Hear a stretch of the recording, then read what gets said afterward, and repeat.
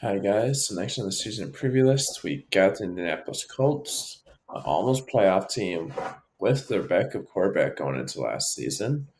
So yeah, first to start with the coaching staff. Head coach, you got Shane Steichen. This is his second year. He helped lead the Eagles to the Super Bowl. He did a pretty good year. He had a really good year his last year there. Then he had a good year through the Colts last year. Nobody was really expecting him to almost make the playoffs. So let's go to offensive coordinator. You got Jim Bob Cooter. He's got 16 years of coaching experience. 14, last 14 of them are in NFL. So yeah, he's been a coach for a while. He's a okay OC. And then let's go to the defensive coordinator. You got Gus Bradley. This is the only guy from the former coaching staff. This is his third season. He has 34 years of coaching experience. He he's a he's a he's a good, decent to a good defensive coordinator. Problem is he barely blitzes. Like last year, he had the fifth lowest blitz rate, and like he never has. So it's just like you're kind of counting on your defensive line to get a lot of pressure without blitzing very much. So they're not going to get a lot of blitzing help. You did draft a guy in the first round that's up with that like to Latu, somebody stays healthy. So that's it for the coaching staff. Now let's go to their depth chart. So first at quarterback, you got Anthony Richardson. He's show, he had shown some flashes his rookie year. He only played 4 games, but in 3 of those 4 games he got injured. So 3 of those, so he didn't even play the full game. 3 of those games, and one of those injuries was season ended. But the time he did play, he had 50 completions, 577 yards. He had 3 touchdowns, 1 pick. Then on the ground, because a lot of people thinks he should be a good dual threat guy. He had 25 carries for 136 yards, and then he also had 4 touchdowns on the ground. So yeah, I had a good rookie year, but also Mitch had a good year last year for them. So it's like, so Steichen seems like he could be a good head coach. So behind him, if he does struggle a little bit, you brought in Joe Flacco, who did do good for the Browns last year. He won comeback player of the year, but he's 39. Nobody thought he came out of nowhere last year. I doubt he's gonna be that good again this year. Like if he does have to start, if Richardson does get injured, because when you're a dual threat quarterback, injuries are more prone to you because you like to run a lot. That's just what happens with that part of the game. So yeah, but he's a fine backup at this point in his career. Behind them, he got Sam Ellinger. He has had to start before, but he has not been that good. So he'll be your third string most likely. Might be practice squad, but Keen Slovis might also be your practice squad guy too. He does show splashes, but he has not done much his last few years in college. So yeah, like he had some good years at US. He had a good year at USC, and then he's done nothing at um, Pitt and BYU last year since he left USC. So that's it for the quarterbacks. They got a still young developmental quarterback in Richardson because he needs a lot of people come to the draft thought he needs snaps to help develop. He didn't get a lot of those snaps because he got injured a lot. So that's it for quarterbacks. Let's go to running back group. You got Jonathan Taylor. He's really good in running back. He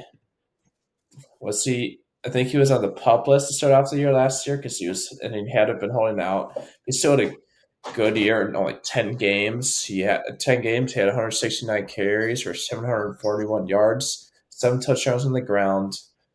In the air, he had 19 catches for 153 yards, and he had 1 touchdown in the air. So he had a good year. So like a full season, should be 1,000 yard guy, which is no really surprise. So yeah, he's a really good running back. Behind him, you got Trey Sermon. He's okay. Like there's a reason the Niners let go of him a year after they drafted him in the third round. It helped that they had CMC and Elijah Mitchell, but still, like not to keep him as your third, at least your third string. That's not very good looking for him. So yeah, like, but it's that you rather not have him be your backup, but you don't really have much else at running back because Zach Moss left in free agency. But then behind them, we got Tyler Goodson. He barely played last year. Hopefully, it'll be the same thing. You don't really want him to play. It's just pretty much a young developmental guy. So yeah. So then behind them, we got Evan Hall, another young developmental guy. He was a fifth round pick last year. So it's like he was drafted, but Goodson wasn't. And was it Goods? I think it was Goodson who had that bad drop and that cost him a potential playoff spot. I think that was him when they had Taylor and Moss available, but they put in their third string running back. So like, what are you doing? That did hurt him. So yeah, that's it for running back room. You got a really good number one, but if he gets injured, you're kind of screwed because you don't really have much behind him. Let's go to wideout. You, you got Michael Pittman. He's a good wide receiver. He's a pretty good wide receiver. He's not the greatest the guy to be number one, but he's still good. Like in 16 games last year, he had 109 receptions, over 1,100 yards. He had 4 touchdowns. He didn't have any rushing last year. So he had a good year. Yeah, yeah, like he did a good. He did good. Like yeah. Then behind him, you got some young, unproven guys. And Josh Downs, he did get injured. He has high ankle sprain, so he might miss week one, and that's just gonna hurt his camp. Like when you lose time due to injury, even if it's not serious, it does hurt you because you don't have the time to develop and get chemistry with your whole team. But he still had a good year as a rookie. Then behind them, you drafted A.G. Mitchell, a lot of a guy a lot of people thought should have gotten in the first could have gotten the first round, but he went in the middle of the second. So yeah, he did good at Texas last year, so he should be hopefully he'll be good. And without potentially missing week one, you're not needing to step up as your number two week one. So then behind them, you got another young Malta guy, another recent second round pick, and Alec Pierce from Cincinnati. He had a he had a decent year last year as their number three, but like to be able to move him to your number four, like once Downs is healthy, like that's pretty good. Like have a 500 receiving yards guy with your team last year to be number four now. Like that's good. Like obviously, if he's number 4, he won't have nearly as good stats, but still. Then you behind them, you got Ashton Doolin. He's okay. Like you hope he has some other guys behind him get ahead of him and don't make the roster over him. We don't really have a lot of young developmental guys. Like you got mostly older guys. So you kind of know what you got, and the guys like Laquan Treadwell and Anthony Gold. He's like and you got Jawan Winfrey and JJ Montgomery, developmental guys. Same with Ethan Fournette. Also got Terry Kaelman and Derek Slykaw. They're not going to make the roster. They're not going to carry this many receivers unless they come out of nowhere. So that's it for wideouts. Next, let's go to tight end. So number one, you got Kylan Granson. He had a fine year he had an okay year last year. But you got tight end depth. But you still last year 30 catches, 368 yards, and 1 touchdown in 15 games. So he did miss 2. But this is his final year of his rookie deal, so he could leave. But if he does, you do have Mo Alley Cox. I think he still has another year on his deal. But he barely did anything last year, so yeah. But he has shown some flashes. He has been decent at times. Like he's a good tight. He's like a good blocker, really. Then behind them, you got Jelani Woods. Some people were high on him a few years ago, so hopefully another development will be huge for him, and he can potentially be a breakout starter because your tight end group isn't the greatest, but some guys could generally would break out. And then you got Drew Ogletree, at best practice squad guy. He's not gonna make the roster of these tight ends they got. They're good at they aren't like awesome at tight end, but they're perfectly fine there. So that's it for the Rivers. Their weapons. So let's go to the offensive line. They have like some really good offensive line. They have like okay guys. Like they have Brennan Raymond. He could be good. He should get better. Then you also get Will Fries though, and you kind of hope gets developed and gets better because he did not have a very good year last year. But as your weak point, that's not terrible. So you have Bernard Raymond. There's a third round pick. He's been good. Like hopefully he'll get another year of him. It'll be perfect for him. But he is an older guy already. Behind them, you have Blake Freeland at tackle. This is his second year, but I don't think he's gonna be able to be a starter. But he's more just like a potential bench replacement for a guy like Braden Smith, or like it's between him and Calcaves for that. Because Braden Smith, he's a good right tackle, like, but he is 28. It's not too old, but still, they just keep on putting draft picks at tackle and try to find their future left tackle, which is fine. Like that's not an easy thing to do. Then you drafted Matt Conclaves in the third round this past draft. This is his rookie year. Hopefully, he doesn't have to touch the field because he is a rookie. He shouldn't have to unless a lot of injuries happen. Okay, that's it for your tackles. You got two good starters. Then you got young developmental guys behind them. Then you also got Jake Witt. He's a seventh round pick. He's probably a practice squad guy, but that's really it. That's it for the tackles. Let's go to the interior. You got a really good left guard in Quentin Nelson. He was well worth that sixth overall pick in 2018. He's really good. Yeah, like in a center, you got Ryan Kelly. He's a good center as well. Like, well, good offensive lineman say they honestly don't play center, but he is 31, so he's getting a little up there. But like, he's is your oldest starter. That's fine. Like this, not great, but it's not crazy old.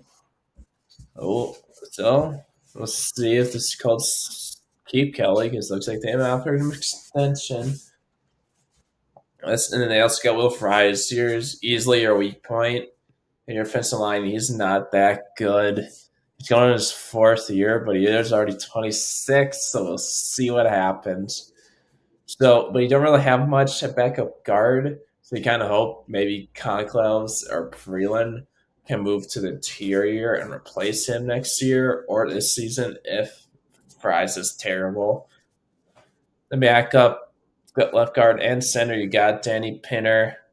He's fine. Like he's not that good, but he'll probably stick around the roster because he does have versatility. He can play all three interior positions, but he doesn't do any of them very good. You also got Josh Sills. He's 20. It's his third year. He's UDFA. They're not expecting much from him, but he'll probably make the roster just because they don't really have much to replace him. But you did draft Tanner Bortolini, but he was a seventh round pick. So obviously not expecting much from him anytime soon. If he ever does do anything, his most seventh round picks don't. I mean, fourth round pick, sorry, I thought I saw seventh. But yeah, still, even then, you don't really expect much. So he'll probably beat out Stills or Pinner. Like he'll probably, or he might just beat a main backup for one of the guards. They also got Dalton Tucker. He's a UDFA. He's probably a practice squad guy just because he is a UDFA. And you got another rookie in Ryan Cole. At best, another practice squad guy. So that's it for their offense. Like you got a good offense. You can like you hope you have a number two wide receiver step up big, and you have like a Jelly Woods breakout 10 end. But even then, you're still got good guy. You still got a lot of good players, and obviously Richardson develops this better. So let's go to their defense. So first at your better best edge, you got Quiddy Pay. He had a good year last year. He had 31 total tackles and half sacks, two forced fumbles. He had a good year. He's definitely number one. Like you could do better, but he's fine. Then you add in their depth chart. They have Taekwon Lewis, but if you're a Colts fan, you're hoping to Lato is your starter. Like you're starting to you're number two because he Taekwon Lewis he's a fine starter. But like if you could have first round rookie start over him, that's great because he more round rookies will get better than Lewis can be because he is 29. Then he got Latu. He drafted in the first round. He's been good in college. Problem is he's dealt with injuries in his past, so we'll see what happens. But like if he can stay healthy, he should be really good. Behind them, you also got Deo or Jimbo. He was another 2021 draft pick, second round. He had 8 sacks last year, but like he's gonna move down the depth chart. But he like have him as your fourth guy. That's pretty good. But he's another guy that's got some injuries. And they also got Jannard Avery and Isaiah Land. Land's a young developmental guy. Avery, he'll probably find a way to make the roster just because he's fine depth, but he is 29. And Tice Leo, he's okay depth, and then same with Levi Bell. They're young developmental guys at best. Then let's go to defensive tackle. Like you got a really, really good 1-2 defensive tackle combo. But like it could get better because they did add better edge depth. But like when Grover Stewart went down last year, like their run defense was terrible versus like compared to what it was with him. Lawrence Buckner is a really good defensive tackle. Like Quiddy Pay is your number one edge, but like is your actually your best pass rusher, and he's as your number one. That's pretty good. And you got Grover Stewart. He doesn't do a lot pass rushing wise, but he's a really good run defender. So yeah. Then behind them, you do got Adetimo Adabari. He was his second year. Hopefully, he'll develop and get a little better. And if Drew or Buckner do go down, he can do better than any of the guys did last year. And Buckner and Stewart are both getting up there, so who knows how much longer they'll be around. Behind them, you got Tavon Bryan. He's like shown some flashes like these last couple years, but he is a former first round bust. So yeah, but he's okay depth. And you also got Shona Halu and Eric Johnson the second, both young developmental guys. You have Raekwon Davis behind them. He's shown flashes, but we'll see when he gets to play just because of his injury. So we'll see what happens there. But like if he does stay healthy, he'll be higher up on this depth chart. He should be ahead of Eric Johnson and Isaiah Land. Levi Bell, he's young developmental. Wait, I already mentioned Bell. I just went down. So that's it for their defensive line. That's good defensive line. They got a lot of young guys helping get better, and you can potentially have a big rotation on the edge, which like that a lot of top teams have rotational edge rushers because that helps their main guys stay rested and healthy. So yeah, let's go to the linebacker group. Yep, EJ Speed, he's okay, but like he's gonna be starting probably. But as your number one linebacker, you got Xavier Franklin. He's really good. Like as your number one linebacker, that's pretty good. Then as your third linebacker, you got Segan Olubia. It's his second year at UDFA. He's only 25, and he's on turn 25 in the middle of the season. So he's not probably not the video of the match. So we kind of hope guys like Cameron McCrone or Grant Stewart can develop and get better and get ahead of him as your third linebacker. You also got Jalen Cardies. He could, but I think McGrone and Stewart are probably going to have a chance to beat him out potentially. But it was a fifth round pick, so he has a good chance. And if he doesn't make the roster somehow, he's a B practice squad guy. Honestly, assuming nobody claims him off waivers, because teams can do that. So And behind them, you got Craig Young, Liam Anderson, and Austin Jakey. Young developmental guys. They're not to make the roster unless all injuries happen. So best practice squad guys, but know at most probably one of them does. If one of them does, we'll see. Depends on how high the Colts are on them. So that's it for the linebacker group. They got a really good starter, Franklin. He's got a decent. You got to find number two linebacker in speed. And Olubia, it's not a big deal as your number three, but he's not really that good. So that's it for that. Let's go to the Let's go to the secondary. You've got one of the top slot cornerbacks in Nick Kenny Moore. The second, he's a really good slot guy. And your other two starting corners are two young developmental guys. I think they're both going into their second year. If they're not, they're both really young. So you have Juju Brents or Julius Brents, if you might recognize that name more. That's what he used to go as from Kansas State. Last year as a rookie, as a second round pick, he had 30 solo tackles, one forced fumble, and one pick. He had six pass deflections. So he had a good rookie year. Like for a second round corner, that's pretty good because most rookie corners don't do that good. But he had a decent year. And he also had Jalen Jones. So he had another second year guy, a seventh round pick. And he had a good rookie for a seventh round pick. He did pretty good. Like he had 33 tackles, solo tackles, no fumbles, forced fumbles, no picks. He did five pass deflections, so he had a good year as well. So yeah, like you should be good at corner because you got two guys that should be even better than they were last year. You got a proven slot guy that you know is a really good slot, and Henry Moore second. Behind them, you got Dallas Flowers and Darrell Baker. Dallas Flowers is not that good. Darrell Baker isn't really either, but he might get a little better to develop. And you also got Chris Lamons and Amir Speed. Chris Lamons is okay. That's really it. Yeah, like he's 28. You know you got him. But you also got Amir Speed. He's another second year corner. So like he could do good too, but he's not. It's gonna be tough for him to get on the field because you don't really have four corners get on the field a lot unless injuries happen. But Speed probably find him. I think Speed should make the roster for Baker Jr. or Chris Lamon. So he should find a way. And if he doesn't, he's probably not that good just because Terrell Baker Jr. and Chris Lamons aren't that good corners.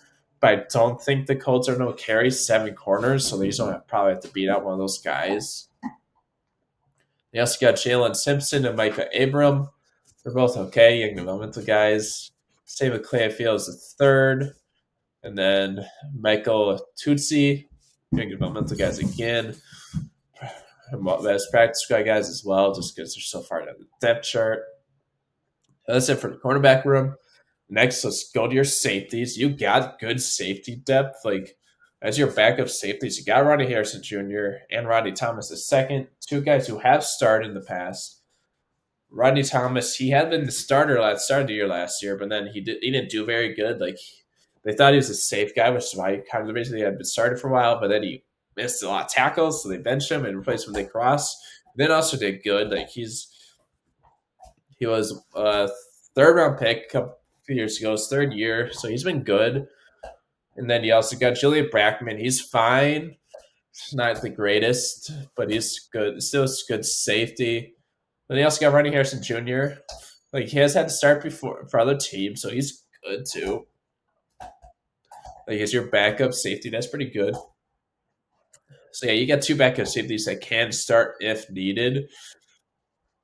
They also got Kendall Brooks and Trevor Denbow, developmental guys, at best practice squad guys, just because unless they feel like they're an extra safety over extra corner, just because they think those guys are better than their bottom of the depth chart corners that can make the roster. They might one of those two might, but best practice squad guys. He had Daniel Scott, but he's done for the year. He's another second year guy. He would have been another second year guy, so that sucks. It might have been tough to make for him to make the roster anyways, because they do have good depth at safety. They also have Marcel Dabo. He's a UDFA. Yeah, I don't even think he's like the Preds got it for being honest, but you never know. He could. So that's it for their secondary. So they got a lot of young developmental guys that could get a lot better and like to grow together. So that's it for their defense. Now let's go to their special teams. First, you got a kicker battle with Matt Gay battling Spencer Schrader. Matt Gay should win that battle. Like he had, like before he came to the Colts, he had some good years with the Bucks, and he had some good years with the Rams. He had a fine year last year, but I don't. He should win that kicker battle over Schrader. Then punter, you got Regardbo Sanchez. He's a fine guy. Then returner, you have returners. You have Josh Downs. Like if he doesn't miss week one, you don't really have much. Anthony Gould's a fine returner, but he's not that good. His kick returner, you got Dallas Flowers. Like he has probably no top rating, makes the team like that, and he's probably on your top backup corners just because you don't have great guys. But he's fine. He's okay, but he is 27, so you're not just making much more out of him at corner. And then your backup returns, you got Anthony Gold. Who cares? And then yes, that's it for the roster. So now let's go to their schedule. So week one, you got a tough game in the against the Texans. I think they'll split the series, but that should be a good season series. Like those two teams are going to be competing for the division title. Behind the next game, you got the Packers. You probably don't lose that one in Lambeau. You got against the Bears at home. I think she'll win that one. Should be able to beat the Steelers. Should be able to. You should beat the. You should. They should definitely see the Titans. They could sweep the Jags, but I think they're going to split the season series with them. They're probably not lose. They probably not most likely lose to the Dolphins. They don't lose this one to Texans because in Houston. They have a good chance of being the Vikings, but they might also lose it because it is in Minnesota. And at this point, they might have McCarthy started. They're gonna lose to the. They don't lose, probably lose to the Bills. They should be able to beat the Jets. They're gonna lose to the Lions. They should definitely beat the Patriots. They have their bye week. Other bye week, they should beat the Broncos. Then you have the Titans again. You're gonna sweep the Titans. You should beat the Giants as well. If you do split the season series, the Jags are probably gonna win this one at home for them. But yeah, that's it for New Colts season previews. Thanks for watching, you guys. Hope you have a good day.